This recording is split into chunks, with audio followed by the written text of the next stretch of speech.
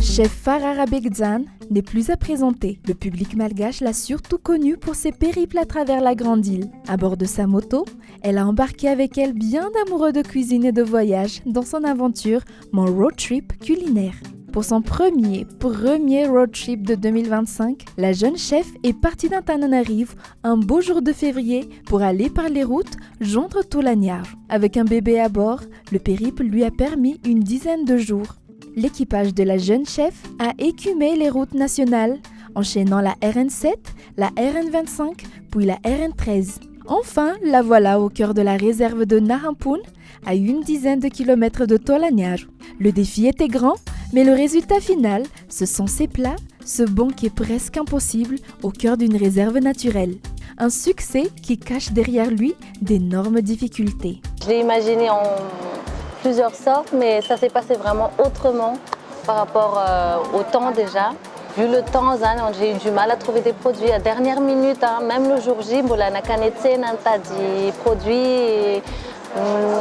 Mais on a pu trouver quelques produits, des produits de bonne qualité, des produits de valeur et tout ça. Et même dans le menu, il y avait des choses qui étaient écrites mais qui n'y avaient pas dans le menu. Et on a essayé d'improviser par rapport à ça. Donc, je serait difficile de dire oui, elle était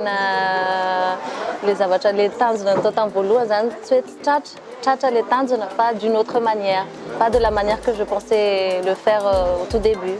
Un véritable improvisatrice, la chef Farah Begzan est partout. La cuisine fume, les produits sont sur la table, ici et là, les couleurs attirent l'œil. Pour les mettre au fourneau et arriver à les cuisiner, la chef Farah Begzan s'est appuyée sur une équipe sur place. Une équipe qui a porté cette réception jusqu'au bout à travers les coupures de courant ou encore l'insuffisance de matériel. Ce qui fait que les plats du menu ont bénéficié d'expertise locale, un tandem gagnant qui a été magnifié par la touche spéciale de la jeune chef. Mais j'ai eu la chance d'avoir une très bonne équipe à mes côtés. J'ai eu le chef du Tallinn, chef Nirin, le chef du Caleta aussi, et mon équipe à moi. Et l'équipe de la réserve, les cuisiniers de la réserve avec Madame Émérancienne et tout ça. Donc on a mélangé notre savoir-faire du Oanese, un mélange anese, on a pu sortir quelque chose quoi. C'était super.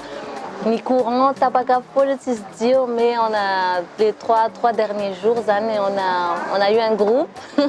Donc on a pu faire les choses correctement. Question matérielle, ni ça a balancé. Au début, on a un peu galéré, mais après, je dirais, tout s'est résolu les 3 derniers jours avant le jour J. Quoi.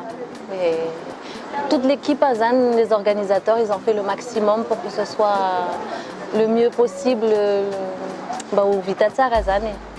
Je pense que tout le monde a mis la main à la pâte, tout le monde a donné le son 1000%, je pense. Et le résultat est là. Huîtres, oursins, canards, fromage, vin, gâteaux dans un festival de couleurs sur des tables habillées par Caroline Mial et tout cela en pleine forêt.